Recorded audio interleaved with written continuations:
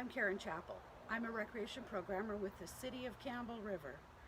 During the COVID-19 crisis, we've had to be very creative as to how we can go ahead and create our programs. One of our more popular programs during the spring and summer has always been our garden tours. So I have gone ahead and I have toured some gardens that I've been taping them for you. I'll be putting them up online once a week so that you can also enjoy these beautiful gardens. We're going to start off this series with my own personal garden. Thanks for watching.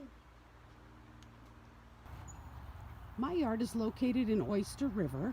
We have an 1.5 acres on Glenmore Road. It's just a fantastic piece of property that is our little slice of heaven.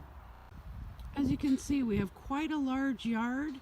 We have a lot of big standing timber that is absolutely fantastic.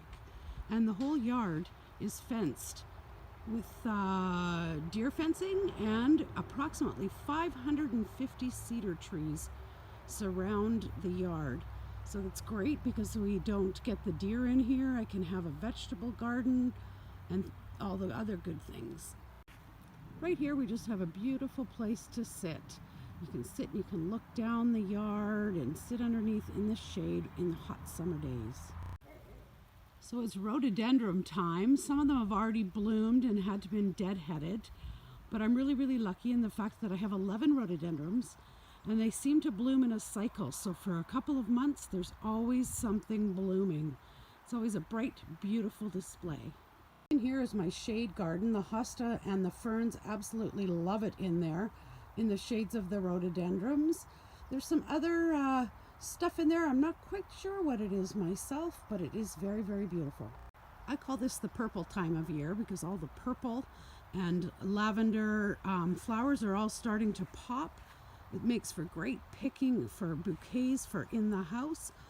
And this year I'm so happy with my purple lilac. I pruned up the middle last year and the blooms have just been amazing.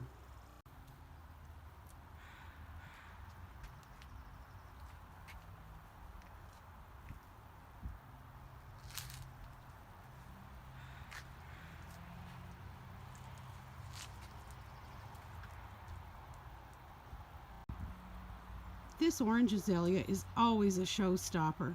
Unfortunately, we had a couple of days of really hard rain that beat a lot of the blooms off, but it's still absolutely stunning.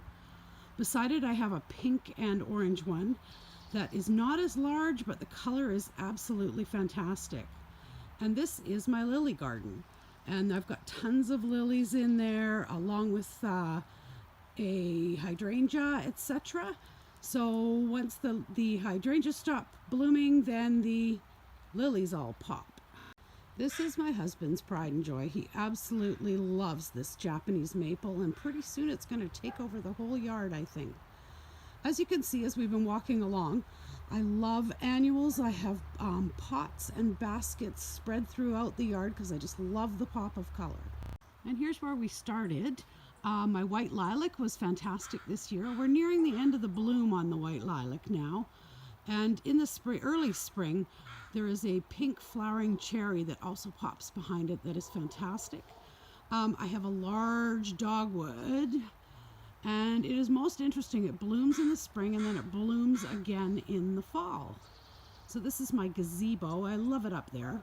And then over here I have my deck, and I put lots of pots and planters all over my deck because, as I said before, I love the pops of color. You can't really see them right now because they've just been planted for about 10 days, but they'll come. And there's one over here that is actually like a step planter. I started doing it, oh, I'm gonna go up the stairs here. I started doing it a couple of years ago, and what happens is as it grows, the flowers spill over the steps and it almost becomes like a waterfall of flowers. I tried a few new things in the step planter this year, so it'll be interesting to see how it turns out.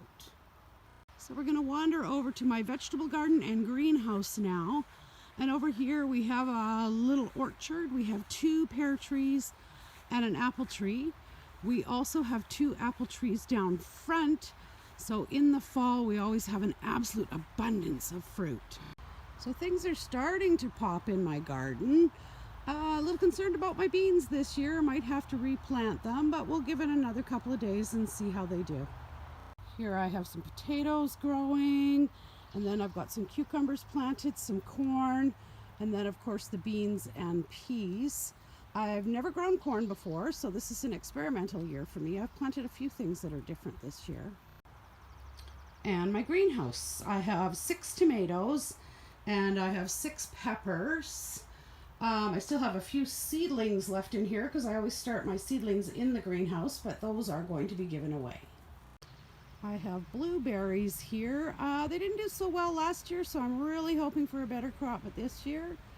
And then in this back bed, which is a little bit shadier, I decided this year, well, the rhubarb loves it back here, but I decided this year to try and grow some cabbage. So I put some cabbage and a few more potatoes in this particular bed. And over here behind the shop, we have my newly created squash garden. In the past couple of years, we have used the large compost pile. I don't know if you can see it there in the back. And it was always a bit of a challenge to see how many squash we could grow every year. And we averaged about 140 spaghetti squash a year. And I can't even begin to count the zucchini or the butternut squash that came out of that garden. But this year I decided to just scale it back a bit because it was really quite excessive. This is a bit of a work in progress right now. These are my Marionberries. I don't know if you've heard of Marionberries. They're a heritage berry. They resemble a blackberry. They actually are ripe though in July. They're a long, glossy blackberry, and they're very, very sweet, and they make excellent wine. So this was your tour of Glenaren. I hope you enjoyed our yard. We enjoy it immensely. All the big, beautiful trees and the large grassy areas make for just such a pleasant place to live.